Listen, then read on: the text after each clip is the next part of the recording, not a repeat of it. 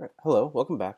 So in this video, I'm going to cover the NPER function, NPER function, basically a way to solve for the number of periods. Now, we've kind of done this already with the rule of 72, but using the NPER function, we can actually get a lot more exact numbers than we have in the past, or than we have with rule of 72. And we'll also compare it to the rule of 72.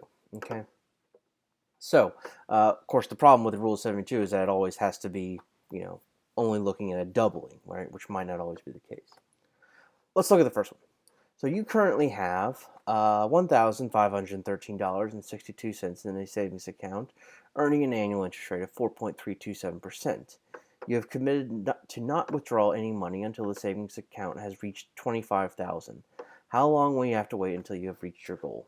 All right, so let's go to 1 here. I'll do equal sign, and then I'll do NPER. I usually like to capitalize it, although you usually don't actually have to capitalize it. I just have a habit of doing that. So equal sign NPER. Our interest rate is 4.327%, so 0.04327%, comma. Our payment, this is actually a lump sum problem, right? You currently have that much in the savings account, and you're not going to, it says nothing about additional payments, so this is a lump sum problem, so payment is 0, comma.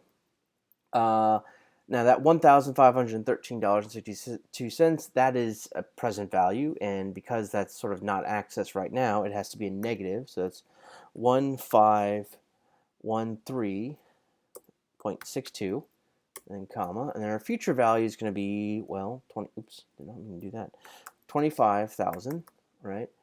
And then comma, because this is a lump sum problem, type doesn't really matter here.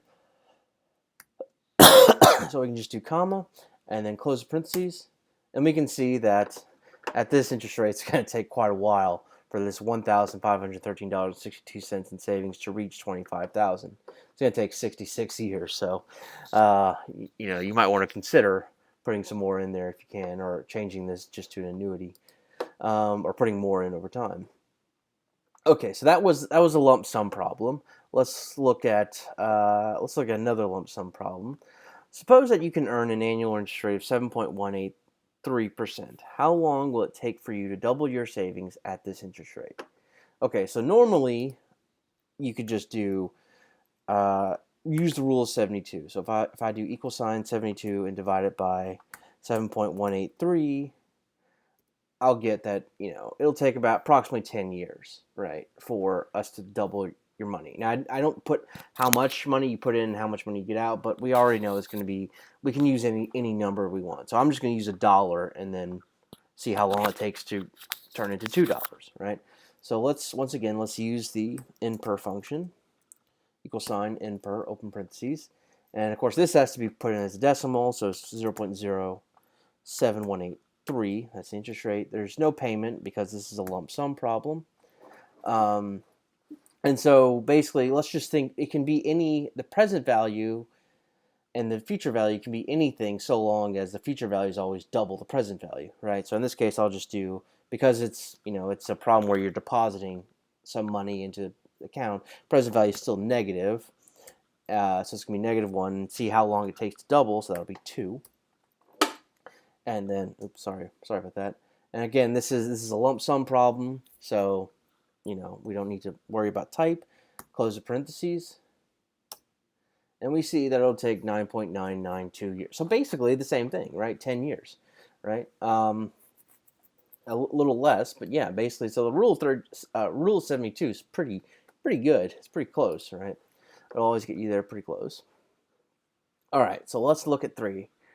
All right, so a saver can earn an annual interest rate of 6.613%. Starting today, she plans to save $2,700 each year until her savings reach $100,000. How long will she have to wait? Okay, so this is an annuity problem, right? $2,700 each year, right?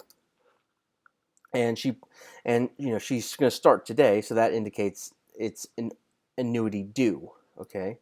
So let's go back, and we want to know how long, if she keeps this regime up, how long will it take for her to reach 100,000. So let's do equal sign and per, and we'll open parentheses, and interest rate is 0.06613, comma. The payment, now that's $2,700, all right? That's an outflow, right? It's going to be deposited into the savings account, so that should go as a negative, so it's negative 2700, and then comma. Present value, there's no present value because, you know, we're saving for the future, right? So we'll just do 0. Now the future value in this case, her ultimate goal is to reach 100,000. So the future value is 100,000. So let's do 100,000, comma. And because the first payment starts today, this is an annuity due, so we'll put a 1 for type, and then we'll close, and we'll see that, you know, she'll be able to reach 100,000 within 18.6 years. So really 19 years, right? You usually tend to like to round up with these. Okay.